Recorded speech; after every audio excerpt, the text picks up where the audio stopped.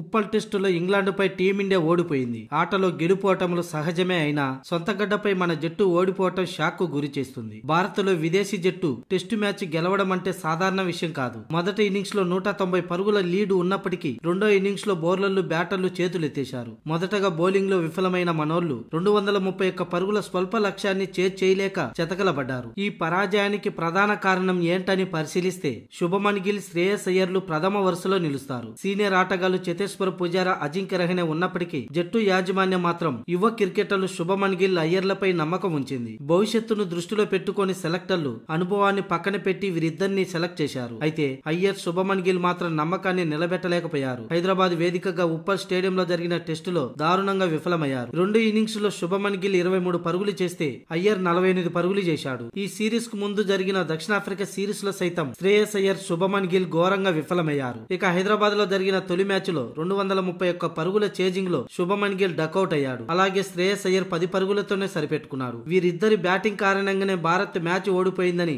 ఇప్పటికే నెటిజన్స్ మండిపడుతున్నారు. చివరి 10 ఇన్నింగ్స్ చూసుకుంటే గిల్, అయ్యర్ ఒక్క హాఫ్ సెంచరీ కూడా చేయకపోవటం వీరి పేలవ ఫామ్ ను సూచిస్తుంది. నెంబర్ 3, నెంబర్ 5 లో ఇలాంటి కీలక స్థానంలో బ్యాటింగ్ చేసే వీరు ఇలాంటి ప్రదర్శన చేస్తే టీమిండియాకు గెలుపులు ఎలా దక్కుతాయనేది అటు అభిమానులు, విశ్లేషకులు సైతం అభిప్రాయాన్ని వ్యక్తం చేస్తున్నారు. ఇకపోతే వీరి ప్రదర్శనపై ఇప్పటికే బీసీసీఐ కూడా గురుగా ఉన్నట్లు తెలుస్తుంది. సీనియర్లను పక్కన పెట్టి ఎంతో నమ్మకంగా మీకు అవకాశం ఇస్తే ఇలా చేస్తారా అంటూ సెలెక్టర్లు కూడా వీళ్లపై వేటు వేసే అవకాశంగా కనిపిస్తుంది. విశాఖపట్నంలో జరిగే రెండో టెస్టులో వీళ్ళని ఆడించకపోతే ఇక టెస్టు జట్టులో స్థానం కోల్పోయినట్టే.